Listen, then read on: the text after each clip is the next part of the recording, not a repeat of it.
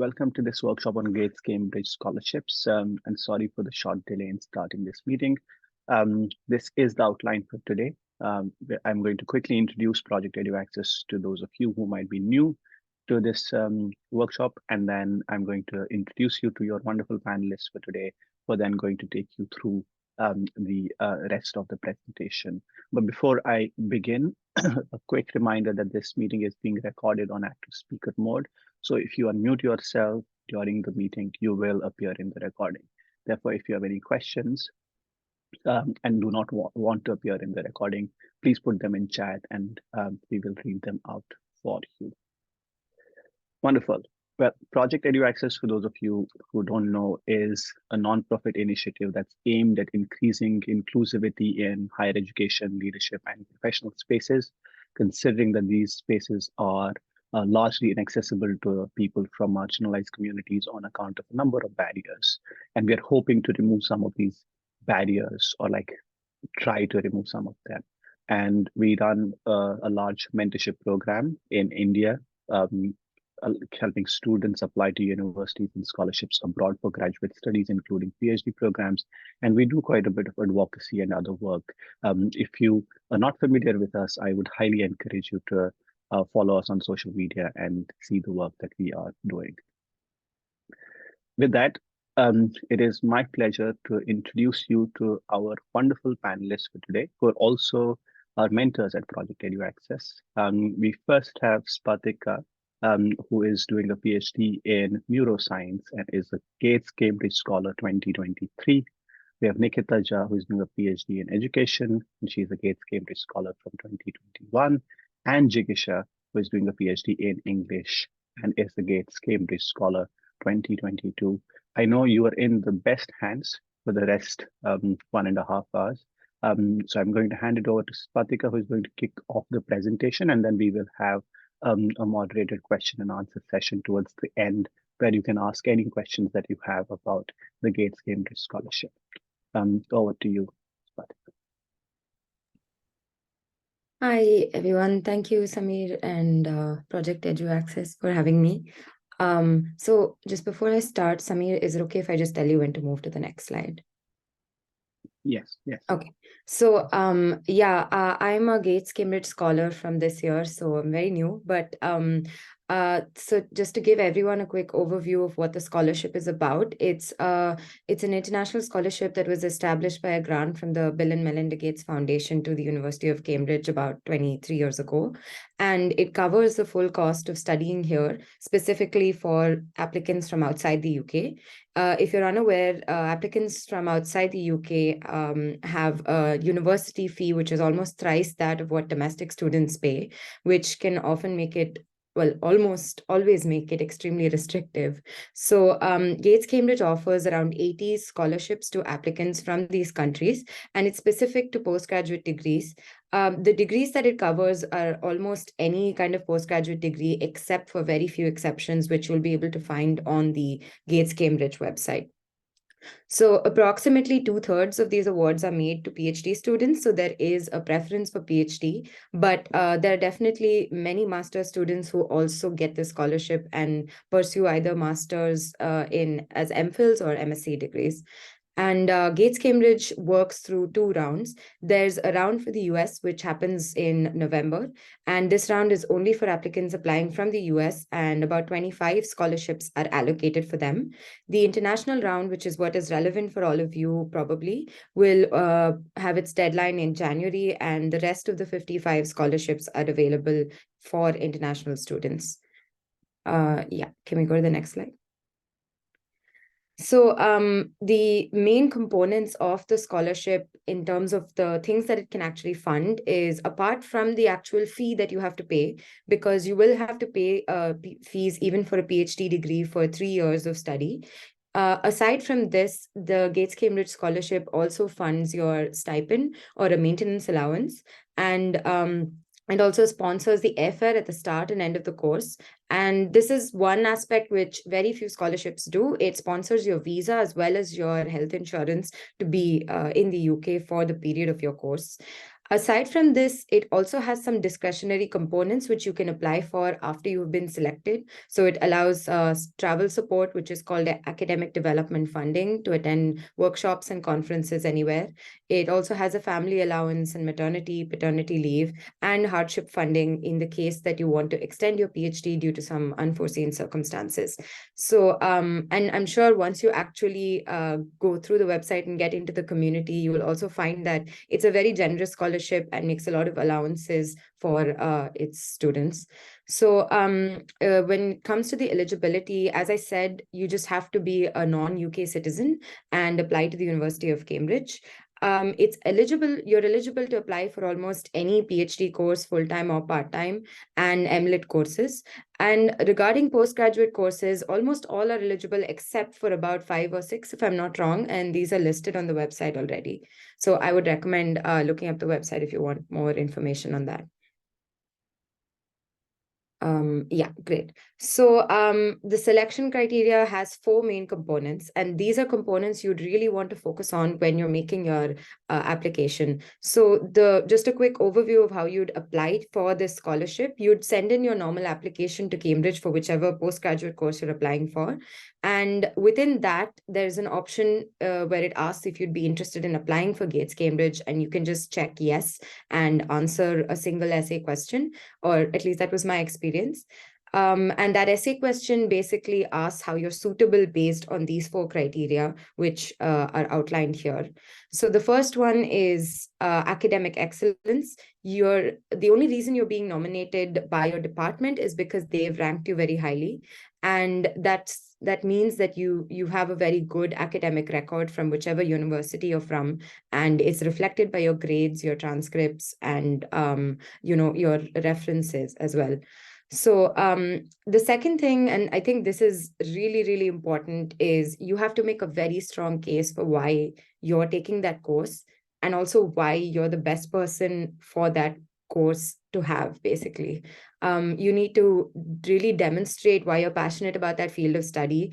And this does not necessarily mean that you've studied that subject in your undergrad or your previous degree, but it just means that you know how to extend whatever you've learned in your previous degree towards the next degree that you're studying at Cambridge. If you are applying for a PhD, you will have to have contacted a potential supervisor beforehand and drafted a proposal with them. So their support is also quite important. And aside from this, there are 2 further criteria, which Nikita will explain.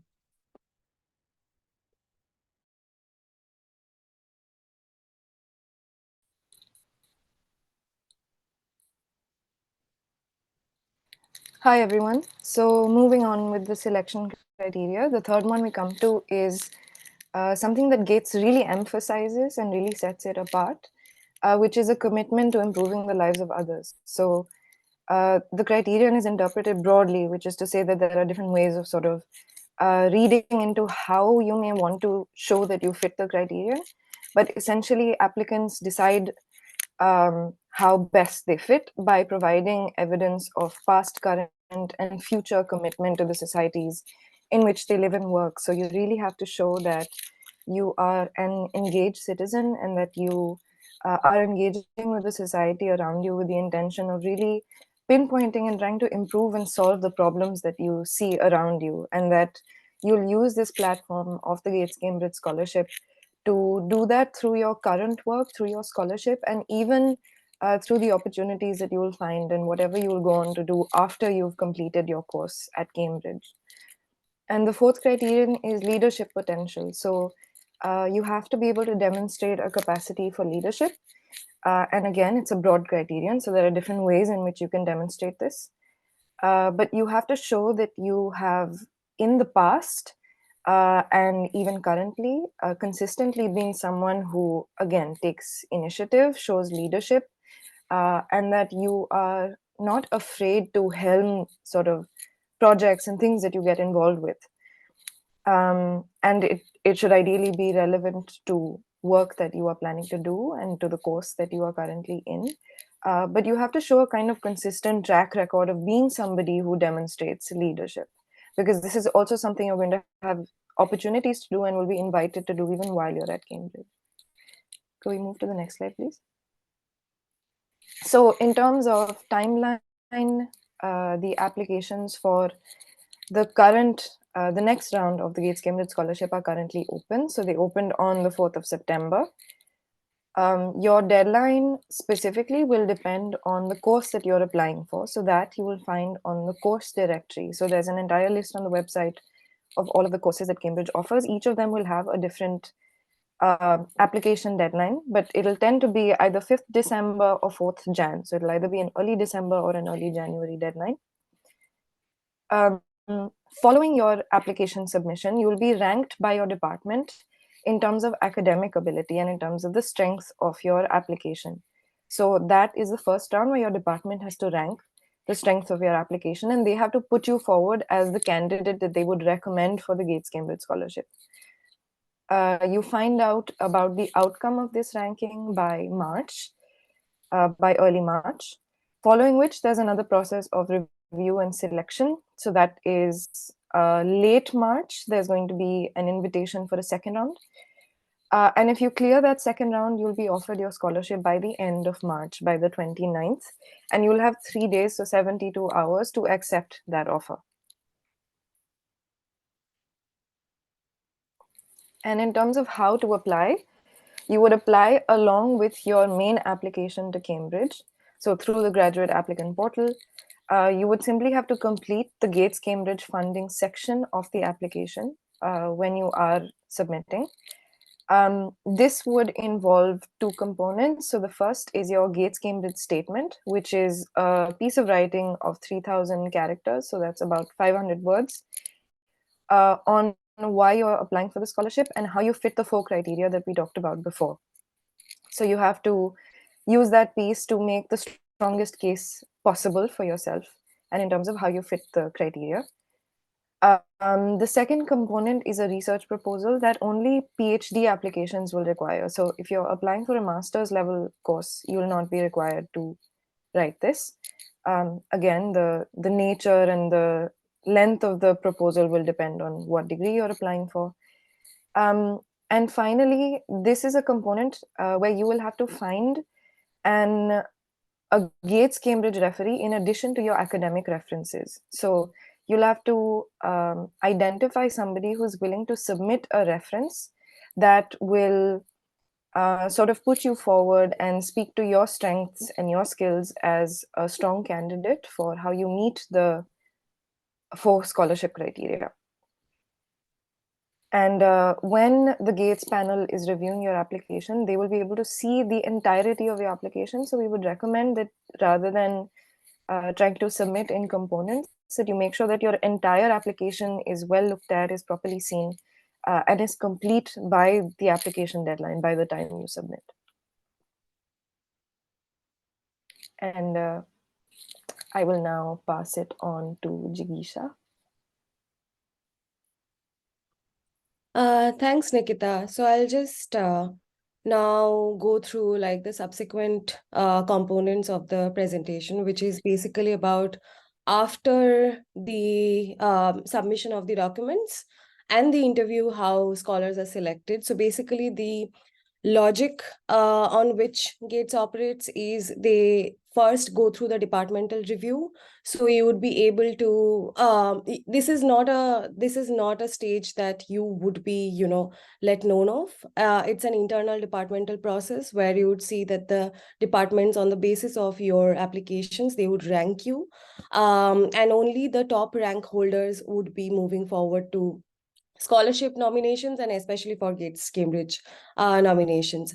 And on the basis of the people who are then ranked higher, and then Gates does an initial kind of shortlisting, and on the basis of that you are called for interviews.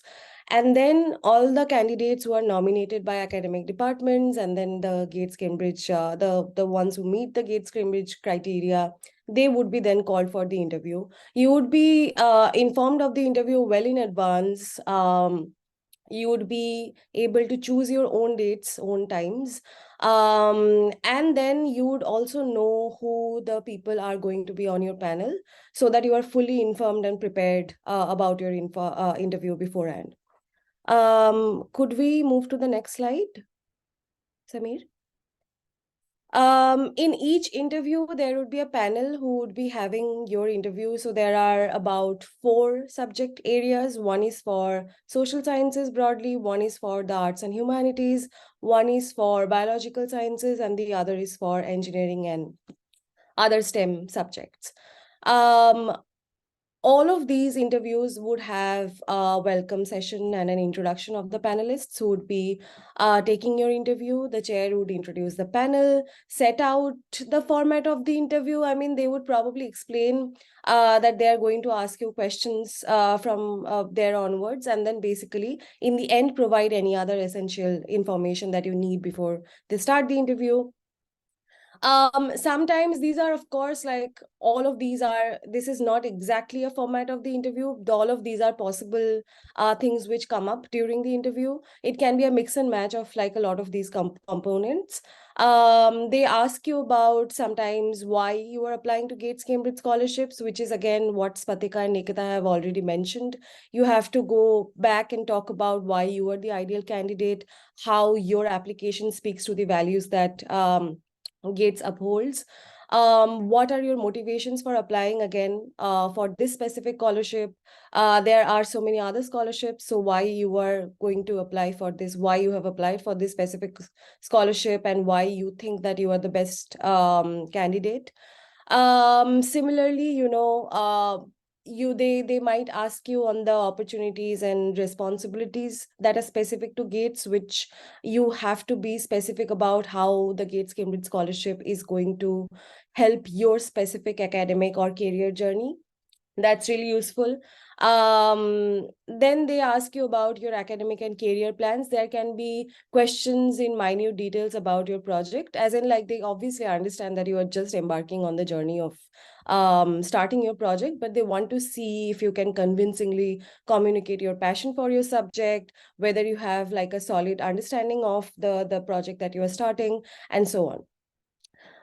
They also ask you about the proposed degree at Cambridge, why you are the most suited for it, why, what in the degree appealed to you specifically, what is the convincing justification for you choosing your degree, and then, you being the most suitable candidate again. They can ask you about your further career plans, not only the PhD, of course, they would ask you about the PhD, the specific PhD project, but they would also try to place you as a scholar in a larger career path. So then they ask you about what your plans are. These plans don't have to really be like very solidly defined that I'll do my PhD and then I'll do my postdoc and then, I'll be an assistant professor. It can be different. You can indicate different paths, like I want to go into, non-profit, or I want to go into the NGO sector, or I want to go into, academia. You can convincingly argue about, what kind of career paths you're going to take and how your degree and your course, whether it's a master's course, whether it's a PhD course, sort of speaks to that career path that you have chosen. You may also be asked probing intellectual or ethical questions. People who, I think this is especially true for PhD applicants, where, some of us do field work, some of us do works which deal with potential political conflicts sometimes. So we are asked about like our approach to studying these things and why we think that we are the best suitable, what kind of background we come from, or what kind of methods and insights we bring to our field. Those can be questions as well. And then there would be a section in the interview where you would have final thoughts and questions. So this is your chance to also ask them about any additional information that you want to ask. It can be about the Gates Cambridge Trust, it can be about scholarships, it can be about any additional sort of, privileges that you have with the scholarship. So use this time, well, so that you can also ask and clarify your doubts. Now we are going to move to tips. About general tips, I think this is something that we are going to talk about in all our sessions, which is start early, start as early as possible, look through the application websites, see, you would need time to write your statement, review it, proofread it. send to as many people as you can for feedback, etc., which is why you give yourself enough time to do this. Secondly is answer the questions. Again, as Spatika and Nikita covered, there are all these different 4 points that are mentioned on the GATES website, which is very important to speak to in your application materials. We would be probably holding some sessions where we do work with the prompts, practically in a more practical way, and then we would be able to cover that in more details and also in the question and answer session. But do make sure that your application speaks to all the 4 criteria, where you talk about your academic excellence, your leadership abilities, how your work is placed within the society, and then talk about your academic excellence. Write properly, yeah, proofread and proofread, as we say that, like, make as many drafts as possible, proofread as many times as possible, get as many set of eyes on your feedback, on your draft for feedback as possible. Can we move to the next slide? Some of the other tips are show, don't tell. And this is what we say in a lot of different writing workshops, which is that rather than just making descriptive statements about, I possess leadership quality, or, I have demonstrated academic excellence, rather than announcing it, show that you have won these prizes, or you have led these conferences, or, you have taken initiative and formed some collaboration with someone else. Show what kind of things you have done, and that would automatically demonstrate these qualities, rather than just making these kind of descriptive statements, because then the assessors who are reading it have no way of gauging what kind of things you have done that demonstrate these qualities if you don't elaborate and illustrate it with examples. Pick a good referee. Your GATES referee should be able to speak not only about your academic excellence, but about you more holistically about your qualities and characters as a candidate. The GATES website mentions that it's completely fine if you have your Cambridge academic referee and GATES referee, the same person writing your reference, but make sure that the 2 references are separate in the way that they're written and the things that they cover. So it should cover your academic excellence, it should cover the other leadership qualities and socially engaged kind of work that you want to do. And make sure that also your academic referee clarifies how you have ranked in your cohort when they have taught you or mentored you. Because on the basis of this, most of the times the departments rank applications, which is why to clear that first kind of hurdle, it's really important that they mention it. Just have a frank conversation with your referees about like what the GATES Cambridge reference demands, and that I think would be useful. About scholar tips, again, I can't say it enough. Get as many pair of eyes on your draft for feedback as possible. If they're peers, if they're professors who are able to help you, mentors, sometimes even if they're not from the field, getting a different set of eyes on it often is very helpful about clarifying your own thoughts. Now we would move to like a couple of resources which you can also find on YouTube as well as on the website. And then finally, I think we are moving to the question and answer session. Spatika, Nikita, and I would be handling questions. Absolutely wonderful. Thank you so much, Jigisha, Nikita, and Spatika for that presentation. The resources that were mentioned in the last slide, we'll put them in the description to our YouTube video later on, so you can have these links there. But over to questions. If you have any questions, put them in chat or just raise your hand and then I'll ask you to unmute. So let's start with Gargi.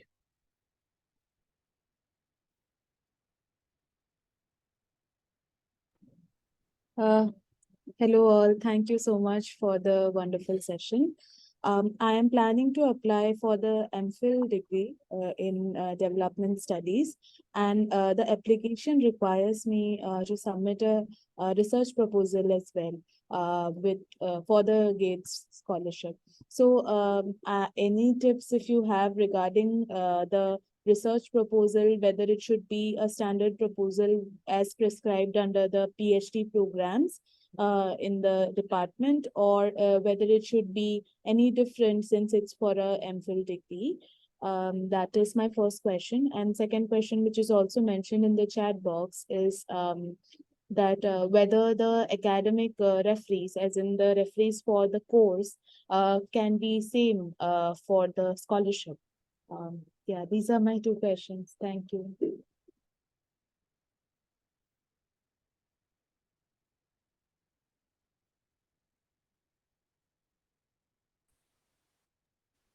I'm happy to start, and in case there's anything that's been missed, we can all kind of chip in.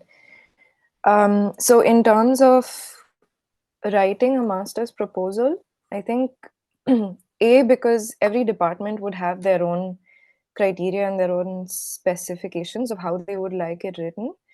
I would suggest maybe a good place to start would be to write to the department and ask them exactly what they need. If the website doesn't already have details of how they would like it to be written. So the course page on the university website should ideally have some kind of detail in terms of length and what points the piece should cover and what should be mentioned in the proposal. But in case those details are missing, the department will be able to tell you best rather than us, because we will only be able to guess at the specifics, and they would know exactly what they need. So that would be a good place to start, maybe.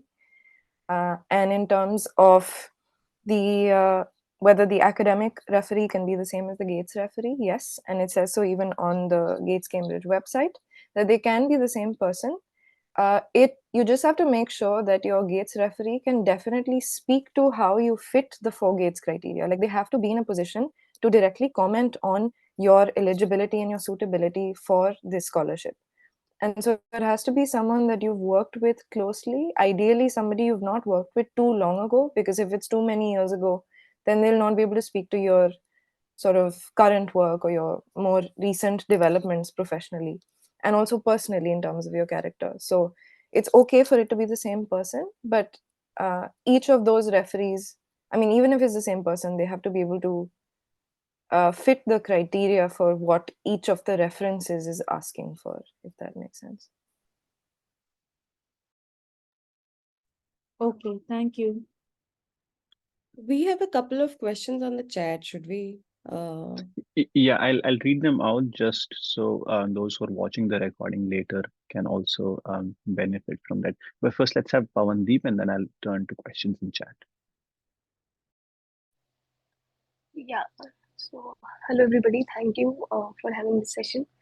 I wanted to ask that one of you mentioned about having your cohort mentor, like in your master's or in your bachelor's degree, as your referee.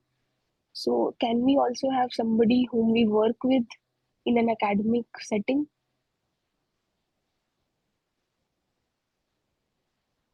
As a as a referee. Sorry, could you repeat your question, please? I don't think I got it.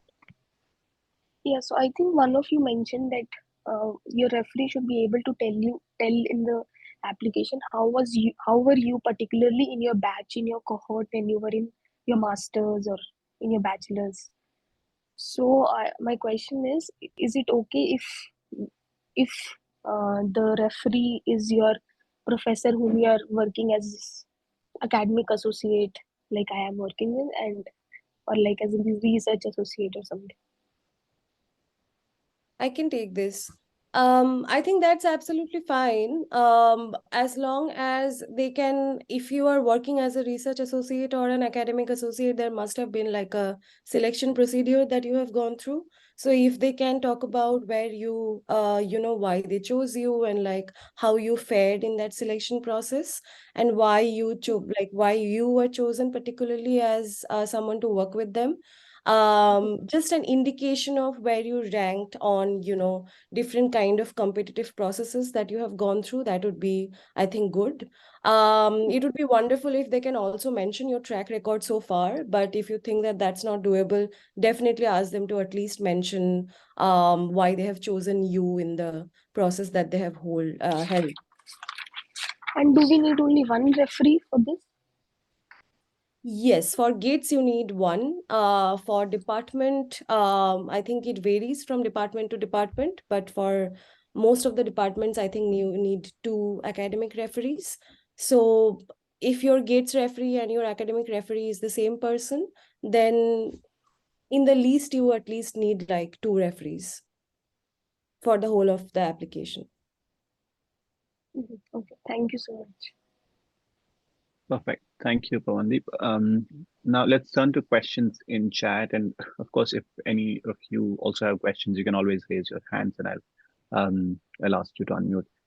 Can each of you kindly share your experience of answering the question, why do you think you could be a Gates scholar? And how do you generally provide a convincing answer for such questions? So let's start with Spatika and then Nikita and then Jigisha. So I will be very honest. I actually found Gates Scholar's answer to this question when I was applying, and it genuinely helped me. And she also applied in neuroscience. I think she was from 5, 6 years ago, so she'd already passed out. But Samir, can I just put that in the chat? She's Yes. publicized her thing. Yeah, so I can put it in the chat.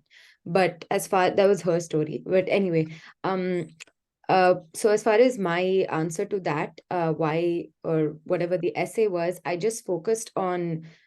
So I come from a very STEM background, and in India, at least, STEM is very, very focused on just the sciences and all the academic aspects of it.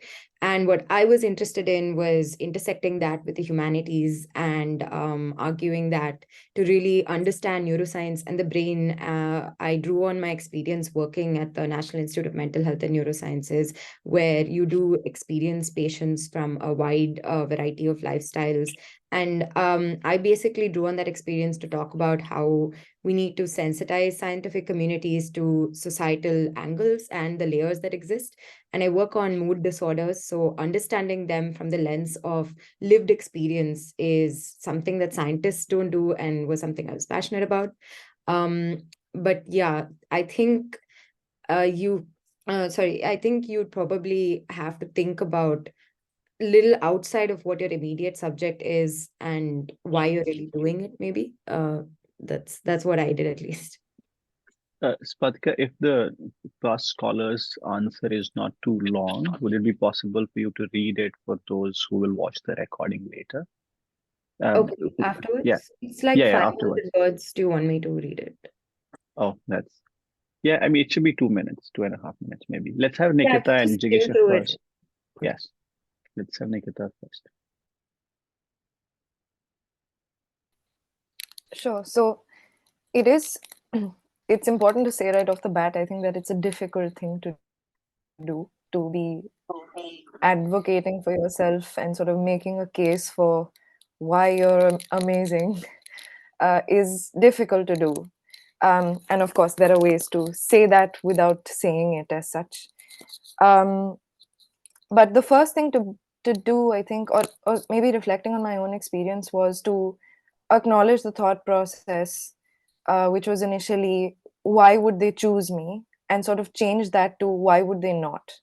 So to try and find arguments or evidence for why you would fit the criteria and why you would be a good Gates scholar and why you deserve that spot as much as anyone else, was some internal rewiring that needed to happen personally before writing the statement.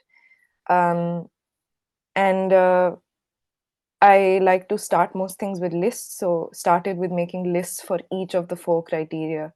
So what evidence do I have, or what experience do I have that would fit each of those 4?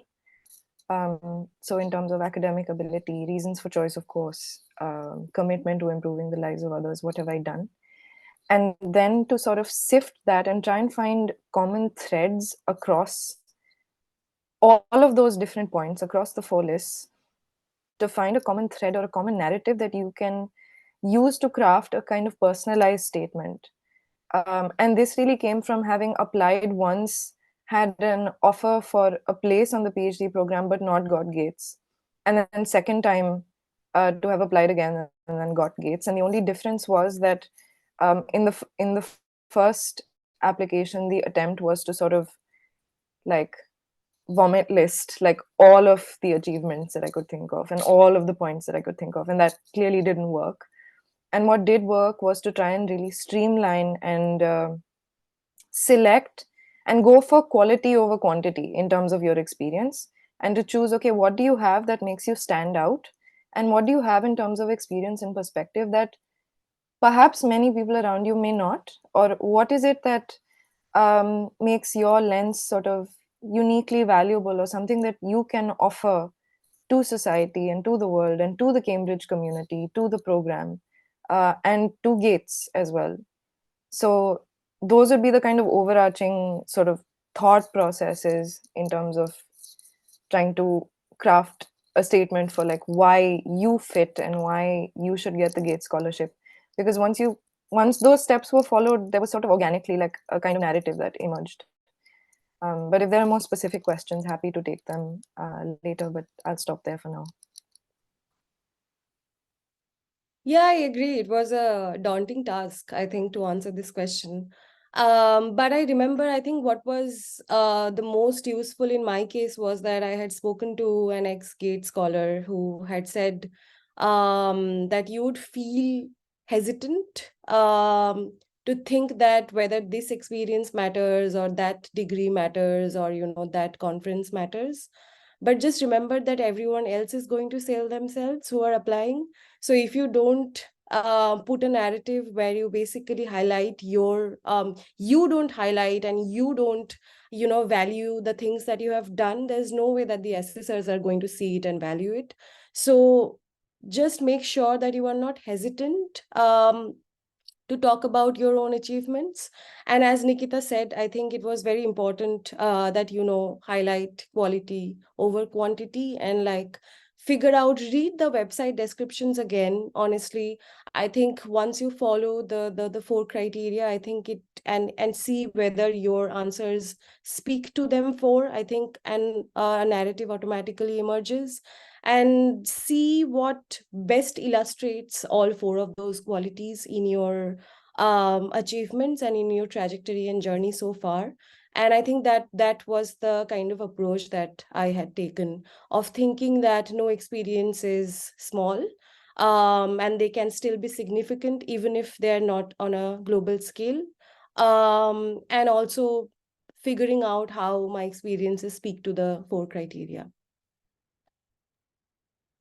Wonderful. Thank you for sharing your experiences. And I think this is where the general tip of showing and not telling also comes into picture. Just show from your work and what you have done, why you are the ideal candidate for this.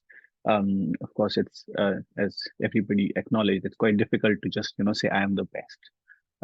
So let your work speak more than your own words. Spatika, are you able to read that now? Yeah, I can just go over it quickly. Yes. Okay, so since I am reading it, this is Sampurna Chakrabarti's essay. I don't know which year she was in, but she's from the US, so it will be specific to that experience.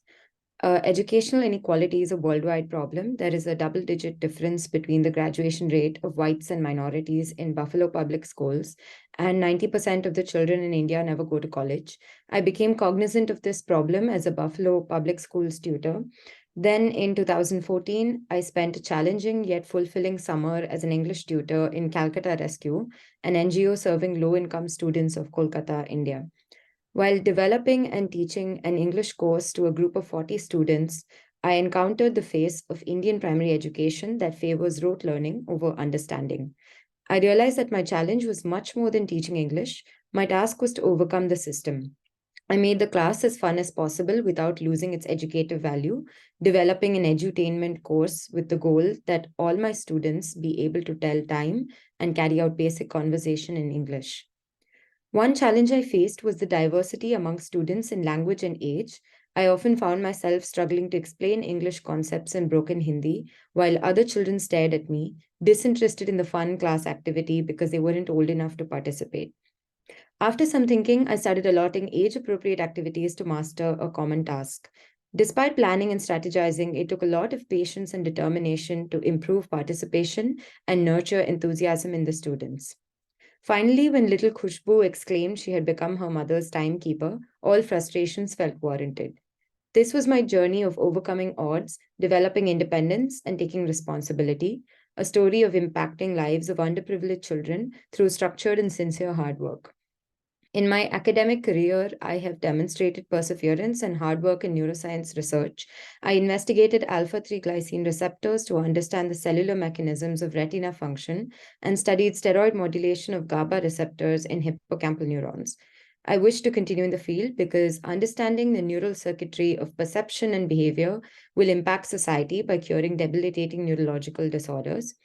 At Cambridge, I hope to advance my leadership and technical skills to create new ideas and share them through public outreach events. For my PhD work, I will explore rheumatoid arthritis-driven pain, a condition that affects thousands worldwide, with Dr. So-and-so. For my Dr. Smith has industrial collaborations that I'm keen to explore in order to translate findings from bench to bedside. A Gates Cambridge Fellowship will help me collaborate with future global leaders to advance my pledge of improving lives as a researcher and as an educator. Wonderful. Thank you, Spatika, and thanks to Sampurna for making it publicly available. I'll share a link to this in chat. Oh, Spatika has already shared the link in chat. Wonderful. Great. Let's move to the next set of questions. Am I still in time to start my application for Gates Cambridge Scholarship? I've been working on my research proposal, but haven't approached professors yet. I understand that the deadline is in December, but is it realistic to start now, considering I will have to approach professors at Cambridge and also professors here for LORs and write all the essay components? Who wants to take this? Shall I? Yes, you are. Definitely. I started at a very similar time last year. What day is it today? It's the 8th. Okay. I definitely think you're in time. Early October, end of September, there's still a chance. And I wrote to so many people in Cambridge, and I think only around the mid or end of October, I had a supervisor who started talking to me. So that didn't technically mean I even had a proposal. I wrote my proposal over Christmas, quite sadly. But you're definitely in time. Great. Do we have to submit the institutional email ID of the? I'm very sorry. Do we have to submit the institutional email ID of the referee in the Gates Cambridge Scholarship application portal, or do we get to upload the printed reference letter? No, your referee would be sent a link and then they have to upload their academic reference on through that link, ideally through their institutional email ID. Excellent. And what is the difference between an academic referee and a Gates referee? Could you please elaborate a little bit on that? I think I have already, we So have your already talked about this. Yeah. Sorry, Nikita, go ahead. no, that's fine. Yeah, it was gonna be the same thing. So Jigisha, feel free to go in then. Yeah, I think we have already spoken about this. Your academic referee and your Gates referee can be the same. Ideally, I think you need at least 2 referees for your academic referees. So one of them can also write your Gates reference, but it has to be different in its approach. It has to be qualitatively different because the academic reference probably would speak more to your academic strengths and record, whereas the Gates Cambridge reference has to speak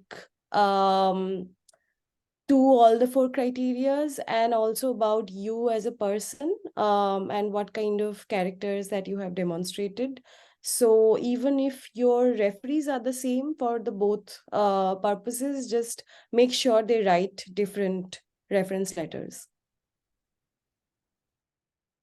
Perfect. And the next question is, would my chances decrease if I were to apply for an MPhil without an MA or an MSc from before?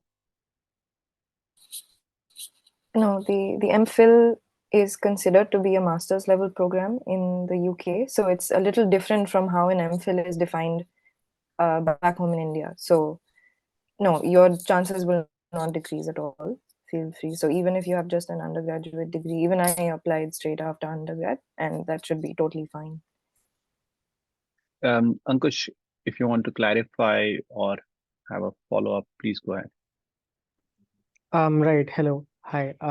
So my only doubt is that since I'm skipping, I mean, an MA or an MSc and applying straight for MPhil because Cambridge does not really have MSc or an MA for sociology.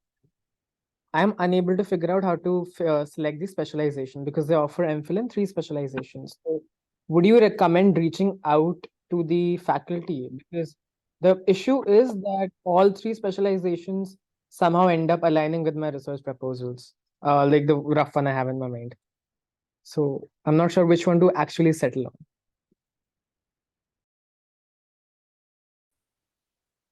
on. Yes, okay, interesting dilemma. In which case, it might be a good idea to, yes, you can always write to them. We always kind of recommend, when in doubt, send cold emails or just write to them, because departments are used to and open to, and they always welcome emails from potential applicants, prospective applicants. And this sort of question is completely relevant. And so they'd be very happy to, I think, answer your query and sort of guide you a little bit in terms of what might be the best fit for you in terms of specialization.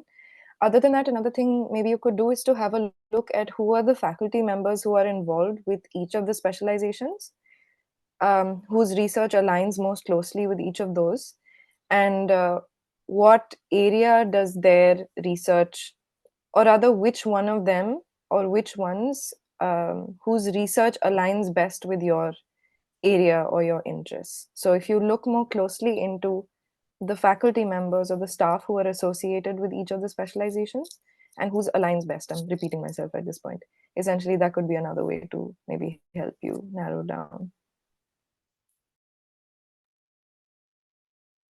Excellent. The next question is, I'm not the brightest academically. Should I even apply, or should I be in the top 1% to be able to apply? Sounds very subjective. I'm sure my fellow Gates scholars agree. I don't know about top 1%. But I guess I honestly don't know. I think just keep doing, reasonably well. So I actually think Cambridge itself has a certain criteria when you're applying for a postgraduate course. Like they usually say, you need to have secured this kind of at least cutoff, and usually they stand by that cutoff. But I don't think there's any harm in trying because none of us knew we were going to get it when we set out to apply. Great. Any other words on this?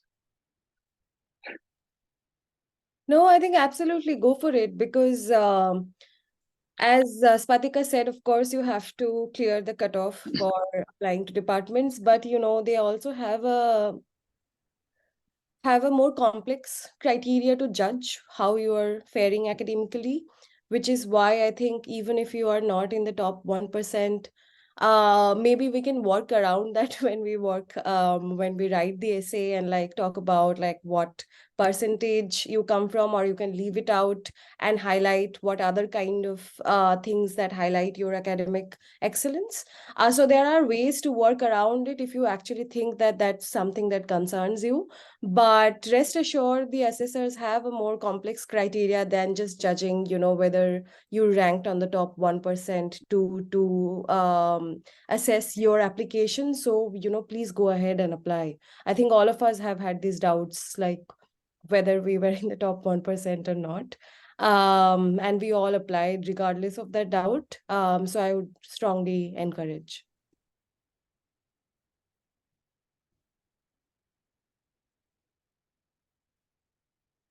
Okay. Yeah, great. Perfect.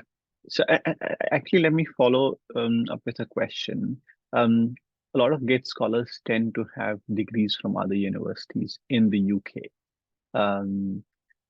before they become GATE Cambridge scholars. So could you address that a little bit? Yeah.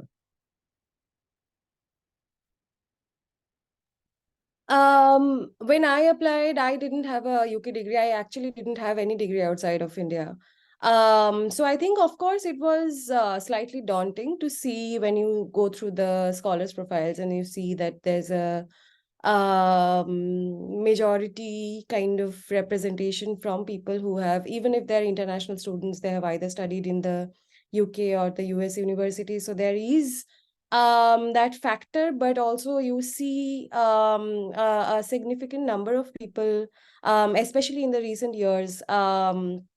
I think in STEM they always had a significant, if never a majority, but a significant minority. But especially in humanities and social sciences, it was a very negligible kind of percentage. But even then, there are, and I would say, when I applied, I didn't really. I think I paid some attention to it, but also then I said, because the website never mentions it, and technically all international candidates are qualified to apply, so I thought like I should go ahead and apply anyway.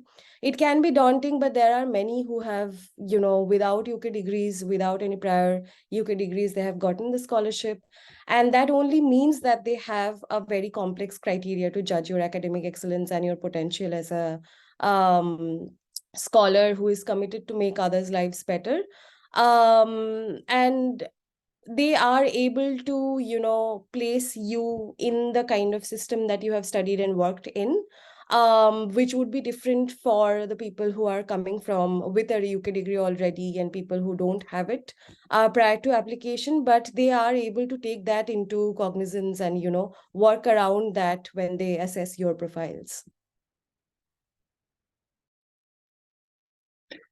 Wonderful. Let's move on with the questions. What if sorry, what if I have been working for a while since my last academic degree? How do I ensure that I pick a referee who is both relevant and aware of my academic standing in terms of top 5%, etc.?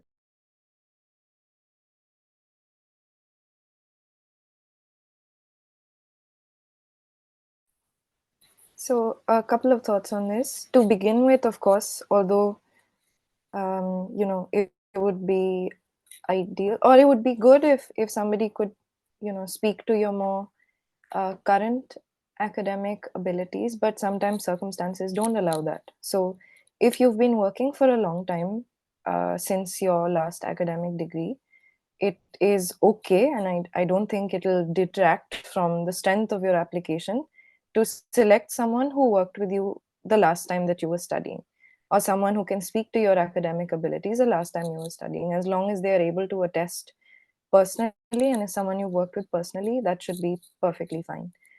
Other than that, if there's somebody when you were moving into work who during the selection process somehow came across your academic profile and in some way could speak to that, even if they are someone you have worked with professionally rather than in your academic space, if they're still able to speak to your academic abilities in some way,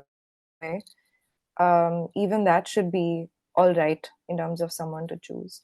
And if at all you've been applying your academic skills, although this might be a bit of a stretch, but just throwing options out there in case you've been applying your academic skills at the workplace in some way, and there's some superior, someone who's been working with you who's been witnessing that and can testify to it, this is also someone you could consider, depending on how well they're able to really speak to your abilities. This is also somebody that you could consider. I don't know if the others want to add something. No, I'll just add, hi Shachi, by the way. I'll just add because Hi. when I had when I had applied, I had also applied after working for a while. And because I know that you are an academic institute working, I think it's absolutely fine if you have someone who is superior to you who can speak to your strengths and qualities, because I think that would illustrate your academic standing. And as Nikita said, that when you were selected for the position, they obviously picked you being fully aware of your academic credentials, so they can even like talk about that. So if you are kind of hesitant about contacting someone who is like from a previous degree, which has like there's been some time in between, I think you should go ahead with a more recent referee. Perfect. Okay, I think this is a very quick question. Is official acceptance into the course required before applying for the scholarship, or can it be done simultaneously as the deadlines are different? No, even if the deadlines are different, you'll have your GATES application within the course. Well, I'm actually not sure. I presume you'll have to be accepted because the department is what ranks you for the GATES thing. So, if your deadline for GATES is, sorry, GATES usually has interviews in February. And I got an acceptance for the course a little before that. So I presume that you will know if you've been accepted to the course before you'll know about GATES. No, I think she has asked, they have asked whether the before application you need to know. Before application, my bad. Yeah. So the official acceptance is not needed, and most of the cases, the course deadline and the GATES deadline are the same, as far as I know. Yeah. Either your deadlines are in first week of December or first week of Jan, depending on your course, and that's the same deadline for that particular course for GATES. Excellent. The next question. My question is about the essay on leadership. Not all of us land with great opportunities or even decent opportunities to lead. The reasons can be many. So how do we deal with the essay reflecting on one's leadership experience and skills?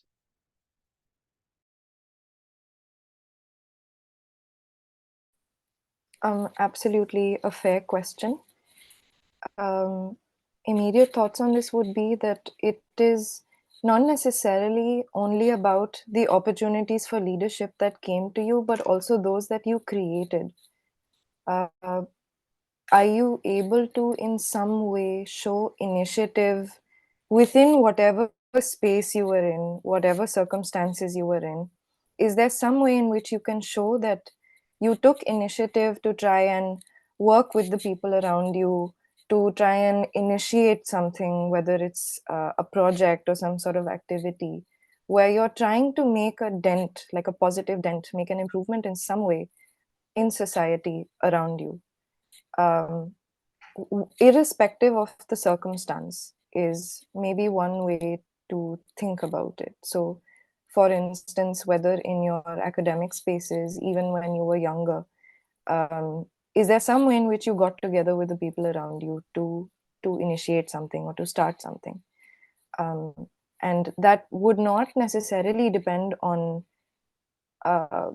perhaps the opportunities that have come or not come your way. Would be immediate thoughts. In case Spatika, Jigisha want to add something. Okay, perfect. And just one quick comment that there is no one way to lead. You can always find leadership qualities even in unconventional and less formal forms of leadership. So always, and especially like these scholarship committees don't necessarily look for formal leadership. It can be very informal, unconventional ways as well. Excellent. Okay, so can we apply for both the MPhil and the PhD in the same year for the scholarship?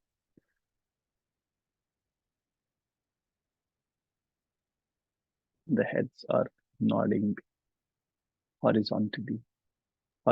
Yeah, but No, you can't. I think you can only make one application.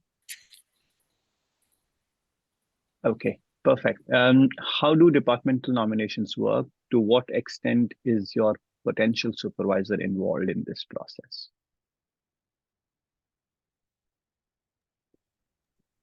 A little bit for sure. I can only Okay. speak to my experience in neuroscience. So Yeah. my supervisor had informed me that was someone speaking? Okay. My supervisor had informed me that she would have to submit a report to the department, and the second person from the department would also interview me and submit a report.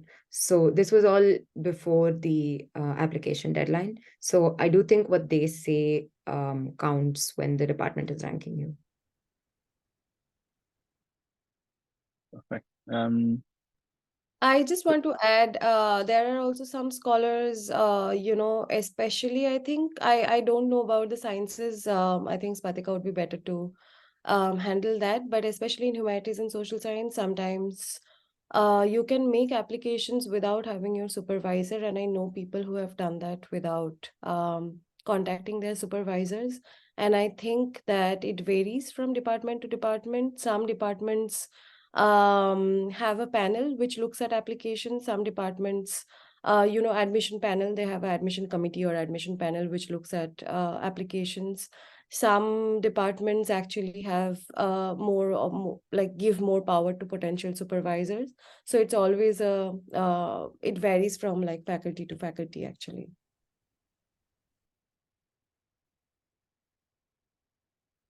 Okay, perfect. Is there a limit on the number of times you can apply for the scholarship?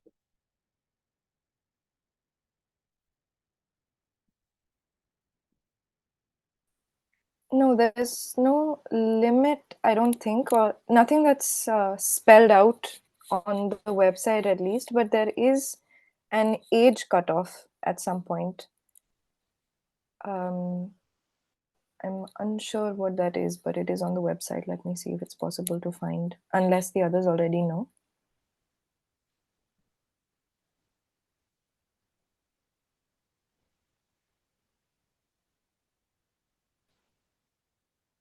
I think it was 1993. You would I'll have just to have a look in your 1993 to be eligible for it last year.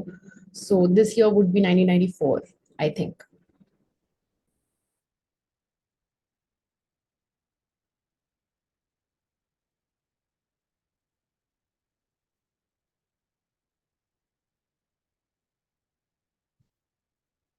It's like waiting for the DRS review in a cricket match.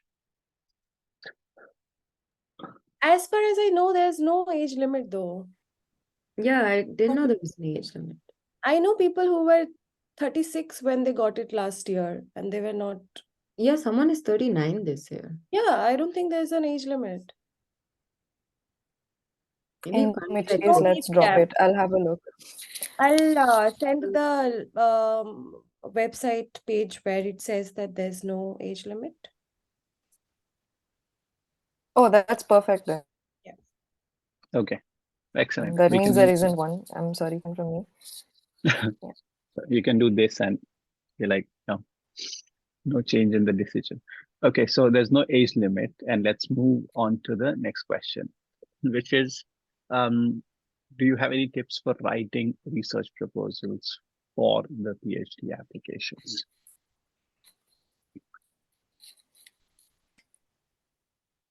Yes, so immediate ones would be one, to make sure that you are hitting a number of components so that you are spelling out a context, a setting, a relevance for your research, that you have a clear methodology that you're talking about in terms of how you would like to conduct your research, and in terms of what impact you would like to see it have. So the way that it's described to us sometimes, at least within the education department, is the what, then what, and so what.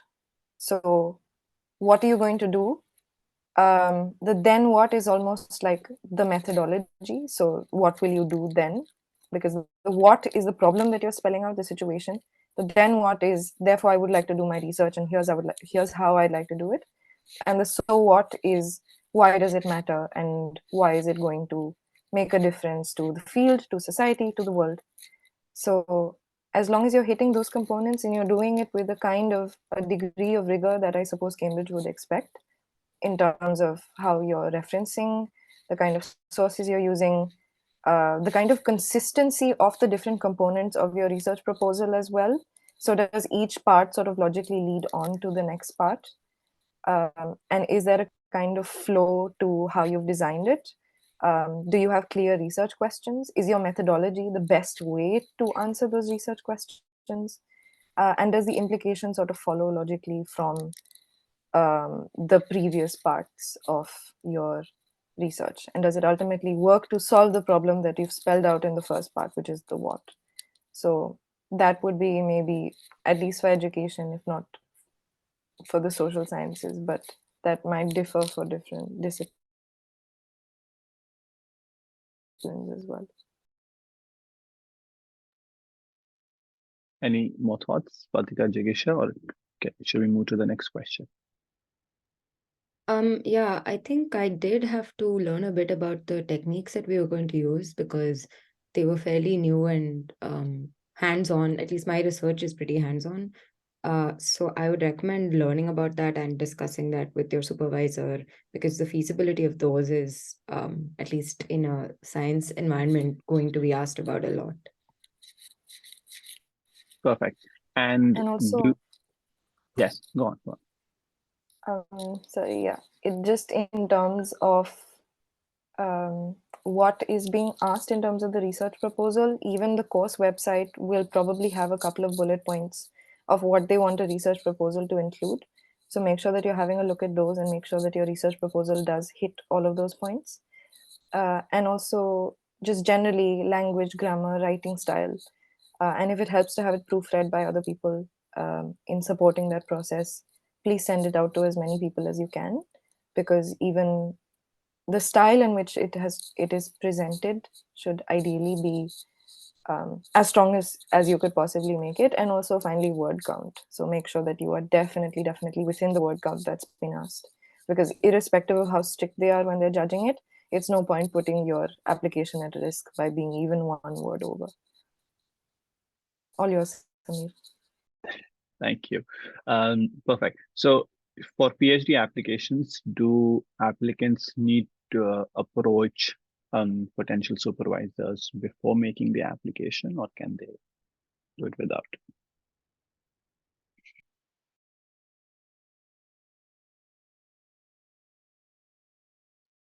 Again, I think varies from faculty to faculty, department to department. I think Spatika would be better able to talk about sciences. For humanities, ideally you should be approaching supervisors. It's good to have a sense of who you might be working with. But sometimes if that doesn't work out, you should still go ahead and make applications, because as I said, there are people who did not have a supervisor in place. When like they kept it blank, because there's a portion in the application where you have to say, in the section you have to mention whether you have a potential supervisor in mind, and they either had multiple names, some people had multiple names, some people kept it blank, and they still got it. So ideally, yeah, like try to make contact, try to get a sense of who your potential supervisor could be. But I think even without it, if it doesn't work out, even without it, I think you should be making applications. That would be my advice, I think. If you want to add anything, Nikita or Spatika, specific to your disciplines. Yeah, I think in science I would recommend reaching out to them simply because in my experience, going in completely cold does not really help your application, because you need to know not just what their overall research is, but what their current grants are funding. These two things may not necessarily match. Also, what are the things you're proposing? Like I feel like when you start out, you have very grandiose ideas and great milestones to achieve, but supervisor can really help with that. As far as I know, everyone I knew in science was reaching out to people before and then talking to them, and then they told them a little bit, and then that's when they could develop the proposal.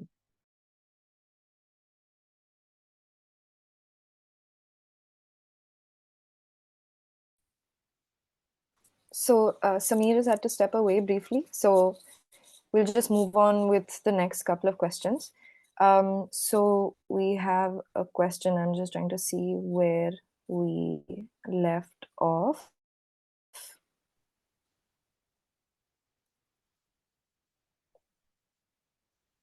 We had a question about, is there a limit to how many times you can apply? We've done that. Do we have any tips for research proposals? We've done that. Do we need a research proposal for a master's application?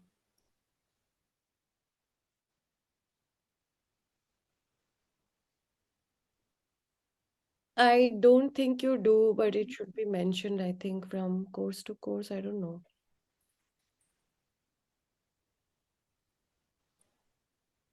Yeah, so I'd say the same. So every program, every course should have on their course website a list of all the things that they will need you to submit. So what they ask candidates to send in. So it may include a research proposal, it may not, but you'll be able to find that on the course website. We have another question. It says, for the PhD application, do we need to search for a professor who's willing to guide me before applying to the Gates scholarship?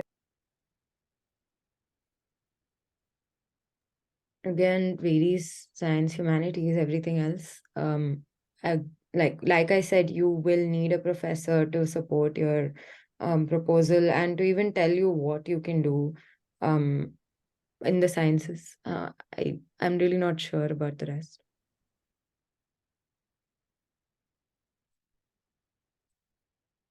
No, yeah, I think we covered it. In humanities or social sciences, I don't think supervisors, sometimes can be involved, they sometimes are not involved in your Gates application, like mine was not. And a lot of people's aren't actually. And that's absolutely fine. You can still go ahead and apply. I think, yeah, that's the difference between the disciplines, I think. And just to specify, just in case this was referring to the Gates Cambridge referee, no, the referee doesn't need to necessarily be a part of guiding you to write the application, in case that was an implication also. So it really depends from applicant to applicant. Our next question is, do we require an IELTS to apply?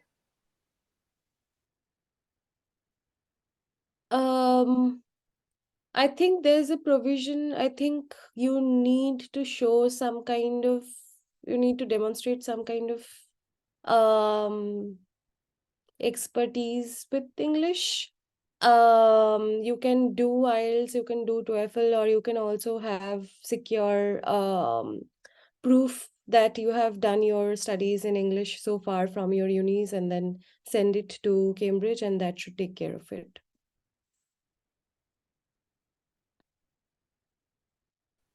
So when you're applying, again on the course page, there will be a hyperlink that specifies whether or not you are exempt from English language testing requirements. And so if you have a look over there, you'll be able to see exactly whether anything is required, and if so, what, and in case you are exempt and don't have to submit any English level attestation.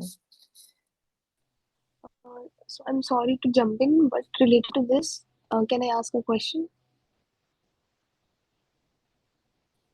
Yeah, go ahead, Pavandeep. Yeah, so I've heard that recently they have some strict provisions for this also. So even if our higher education or even school education was in English medium, they might even require us to give IELTS despite that. Is it true, or like? Again, your course, when you apply, the course pages should already be up. I think from September they are up. That should mention whether you are exempt from it or not. It doesn't matter whether you have done your schooling and studies in English. Most of the times you are still required to give a proof. What you can do is, from the universities and colleges that you have studied in, you can secure that the language of instruction was secure proof, that the language of instruction was English, and follow the steps which are provided on the website to send it to them and see if you can be exempt from sitting for any of these exams, IELTS or TOEFL or all of these. There's also a Cambridge test, I guess. Yeah. Okay, thank you so much. Thanks, Pavandeep. We have another question from Kartiki, starting in October, what are the steps that we can start with the GATE scholarship? If you can explain the steps for a PhD application with a timeline, it would be helpful. Would anyone like to take this? I think we've talked about some of this in the presentation already. Yeah, I think everybody here has mentioned bits and pieces, but if you want a starting step, then reaching out to someone. Again, if you're in the sciences, but if you're not, it's going to be different. We seem to be doing this circle a bunch of times. Well, that's what I started with, reaching out to someone, or at least identifying whom you'd like to work with or the topics you'd like to work on, and drafting your application. And maybe this would be a good time to reach out to your referees and tell them you'd be applying for this, and especially your Gates referee, because at least in my case, I sent my Gates referee reasons why I would fit the criteria that would help them write the reference. I think that's actually helpful for them because they may not remember everything or be able to pick it out of your CV. So if they're informed in advance, that would be the best. Hello. So I wanted to ask, like, I will be applying for a PhD in education. So what can be done right now? I am currently working on my proposal. I have contacted for references. So, like, what should I do first? So it should like, should I apply for the Gates scholarship now and then contact the professors, or should I start contacting the professors right now in Cambridge? So that was my confusion. So if you could clarify that. So you would apply for the GATE scholarship at the same time as you're submitting your main application. So you would have to get it all ready along the same timeline. So reaching out to professors to find someone who would be willing to supervise you, to find somebody who would be willing to be a Gates Cambridge referee for you, the process of writing, crafting your research proposal, putting together your entire, filling out the application form, putting all of that together, and then writing your Gates Cambridge statement. All of that would happen along the same timeline because your submission date for all of those things is the same. So how you order that is more or less up to you, but the earlier you start, the earlier you reach out to people, the more you can account for time it takes for people to reply, especially with people that you're asking to be your referees. Um, Stuff that you're writing by yourself in terms of statements is timing that you can control. But when you're writing to somebody with a request, either to look at your application or to be a referee, is timing that you can't control because you're placing that in somebody else's hand. So the earlier you do that, I would suggest the better. And the earlier you're able to finish up before the application deadline, that means more time to essentially edit as well, to also send your pieces around for editing. So those would be the only kind of pointers in terms of timeline, but within that, the flexibility is kind of up to you in terms of how you'd like to structure the specifics. If anyone would like to add something.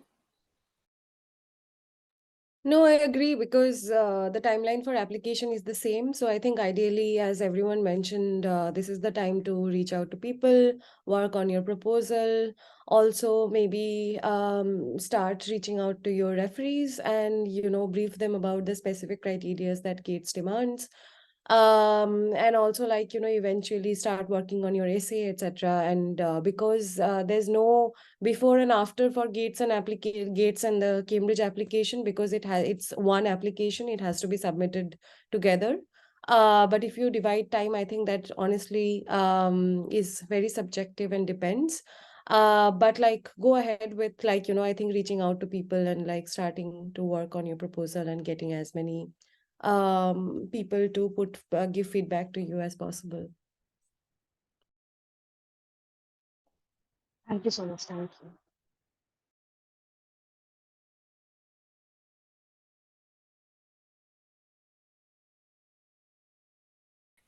All right, we have another question that says,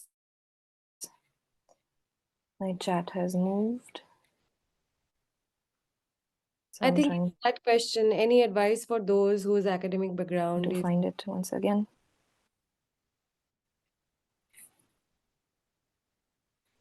Sorry, Jigisha, could you repeat the question, please? Yeah, this is, I think the next question is from Salwa, which is, hello, any advice for those whose academic background is not exactly aligned with their prospective Cambridge degree, particularly for PhD applicants?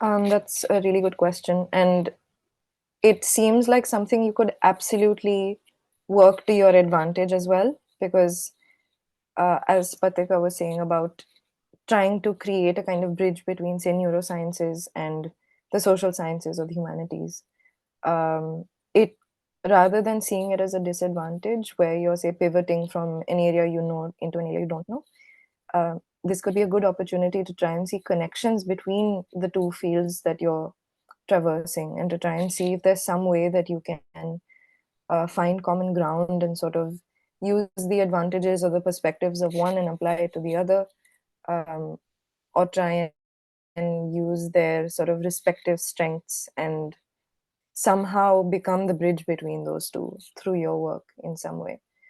And rather than focusing on what you don't know in the field that you're relatively inexperienced in, maybe focus on what you know and what your strengths are, and really sort of talk about your rationale for why you wanted to even pivot and why there has been that shift from one field into the other. And to see it in a positive light and maybe portray it in a positive light would be suggestions.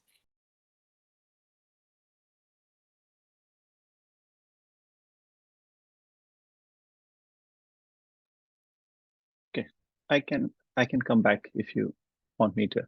Uh, Thank you, Nikita, for stepping in. The next question is, if I don't have any published journal articles yet, does that lower my chances of making it? I'll perhaps just have a master's, dissertation, and work experience by the time I apply. Yes, because I had exactly these things, if it helps. Yes, mean, as in it Sorry, does not. yes, you can apply. No, it doesn't lower your chances. Right, right. Okay, perfect. Some of the MPhil courses that I'm interested in have deadlines around May 2024. The Gates Cambridge deadline is in January. How does that work? I mean, I guess they can't offer a scholarship before I get the admission, but the course is going to review applications after the deadline, I suppose.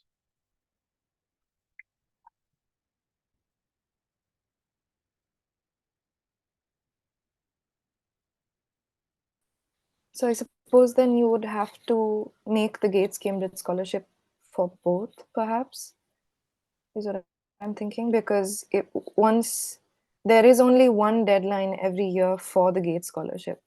So if that's gone, then the only option is to apply for the next round. So I'm assuming then you would pick the first deadline and then time both your application and your Gates application for the Gates deadline, which would of course mean a lot less time in your hands, but that's the only Yeah, my course was also the solution, same. I The suppose. deadline was in May.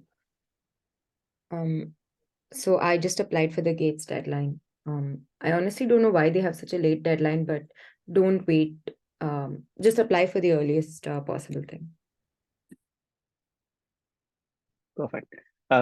This is a follow-up question. Sorry to bother you all again, but I went through the Department of Sociology's webpage, and though they encourage PhD students to reach out to supervisors, they're very clear that they do not want MPhil applicants to write to supervisors.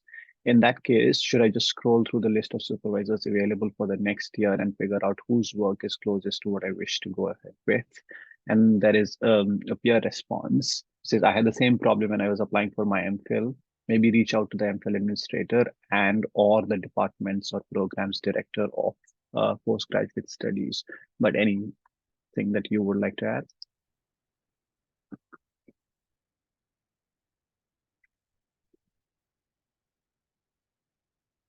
I think, yeah, then the peer response is the response. Next is specifically for Jigisha. Jigisha, can you please share which departments don't require applicants to reach out to supervisors. I mean, I don't think Jigisha will be able to say that you will have to check the departments. And in any case, the department that matters to you is the department that you want to apply to. It doesn't matter what another department is doing. So just look for the departments that you're interested in and see if they expect you to reach out to potential supervisors or not. Jigisha, but you can also answer this. No, I agree. I think like if you are considering different departments, you should go into their websites and check whether they encourage you to reach out to potential supervisors. I think most of the departments do. But what I meant to say was that even if sometimes they don't respond, even if you don't get positive responses, it's fine to go ahead and still apply. And yes, I'll share my email, or you can also work with Project EduAccess, because all of us do mentoring with them as well. Yep. Great. So the next question is, some of my professors I had in mind to write the LORs for me have either left the college or have retired. Will they still be eligible, in a sense, to write the recommendation letters for me?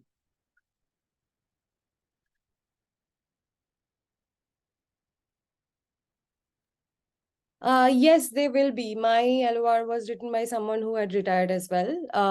And that's absolutely fine. Just check whether they have access to institutional emails, because I think that's kind of preferred if they have access to institutional emails. But it's absolutely fine to go ahead with those LORs. Perfect. The next question is, I'm sorry to interrupt, but I had a follow-up question. So, yes, in terms of retired professors, I understand that they have been affiliated to the university, in like formal terms. But some of the others that I was considering would write a recommendation for me were on ad hoc basis. And now I went back to the college to actually meet up with them, but then I realized that they had left the college. So, would they still be eligible, considering that they were there on an ad hoc basis? Because someone told me that they probably wouldn't be, so I was very confused about that.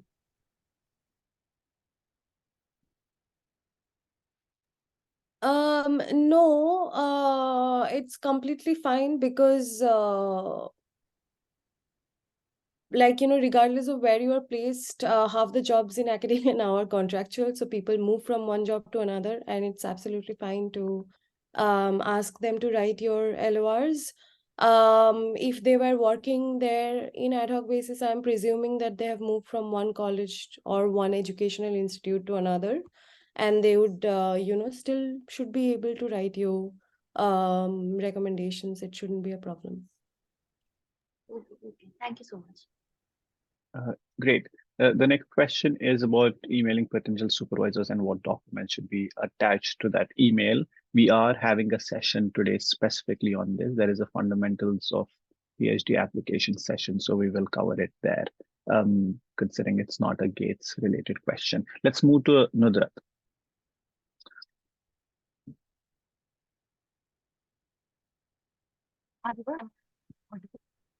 Yes, you are.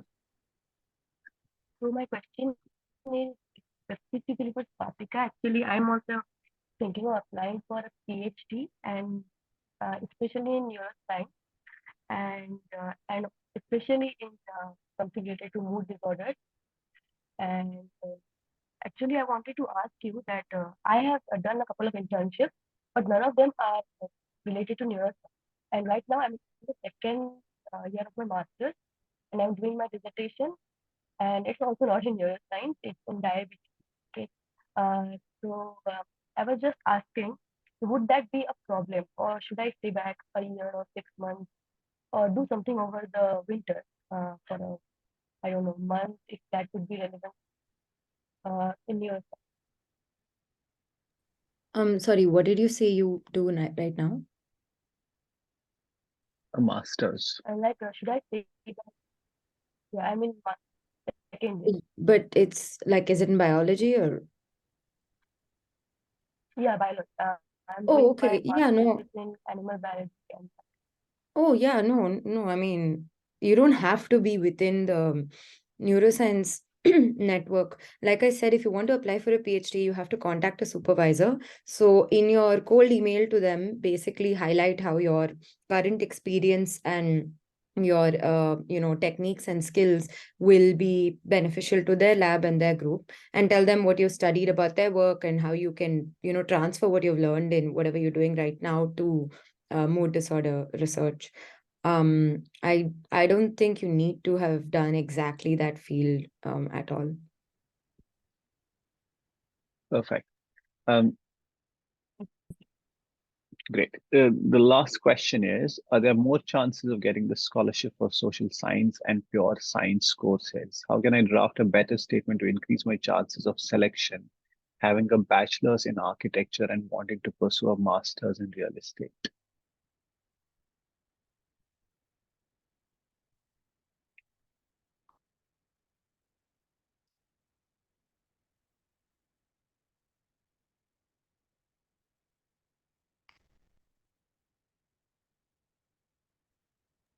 Sorry, I'm just 2 years old when I'm finding out that there's a master's in real estate, so I'm just Googling it up.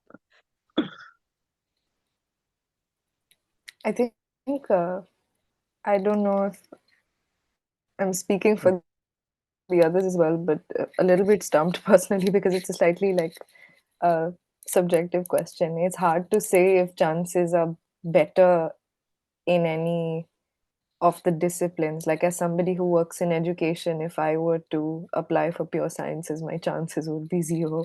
So in that sense, I suppose good to look at what your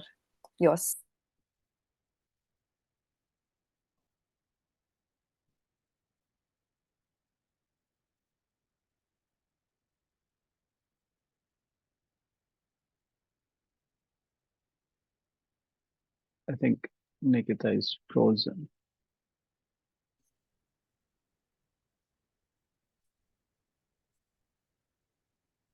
Okay, we'll wait for her to get back. But Jigisha, Spatika, do you have anything to add?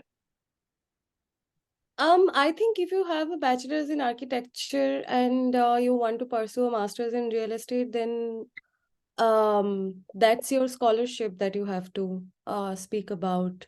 I mean, if you consider architecture as a social science, I'm not honestly understanding the question. So if you can explain whether you are considering multiple master's courses and then you want to figure it out, or you are considering whether to pivot architecture as a social science course or a pure science course, and that's what you are asking.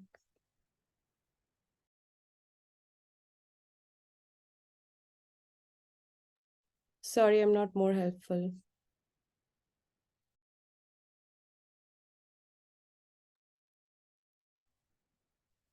Shivam, if you're able to unmute yourself, please, could you and clarify the question? If not, he's trying to pivot into a different course. They're trying to pivot into a different course.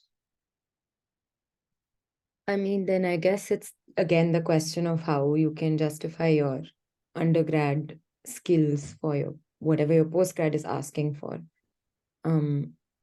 Yeah, I think that's a general aspect of for anyone who's trying to pivot, as long as it's not a really giant pivot, like something completely. I don't know. I can't think of an example right now, but I think it just boils down to how you can tell them about the work you did when you were doing your bachelor's and what you learned and how you're the best person to have in that master's program.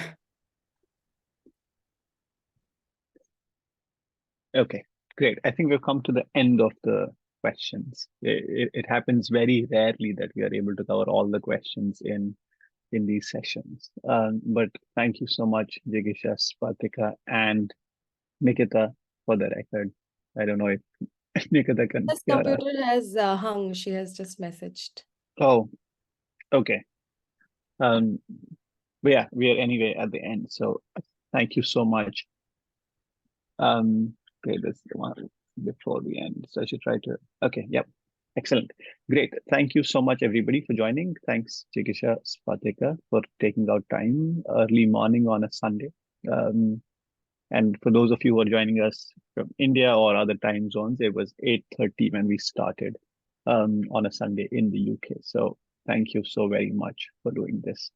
And just a reminder that a recording of this will be available on our YouTube channel in about 8 to 10 hours, and no later than 24 hours. And that we have a evening scholarship support program drop-in session in about an hour and 15 minutes. And that's for those who are applying for the evening scholarship. And then there is a session on fundamentals of PhD, which is at 1:30. That will be 6 p.m. in India. Would that be 6? Yeah, 6 p.m. India time. So if you're applying for PhDs, do join that. We'll have different breakout rooms for different disciplines, and you can ask your questions depending on the discipline that you're in. Yeah, otherwise, have a good rest of the day. But I know Nikita is here, and we'll let Nikita. Nikita is not. Yeah, Nikita.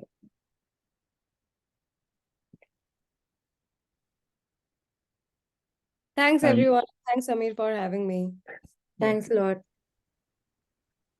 I'm just waiting for Nikita to also say bye. She just joined. Hi, everyone. So sorry. My computer crashed, so I've joined from my phone. Hi, and thank you so much, and bye. Bye, everybody. Bye, everyone.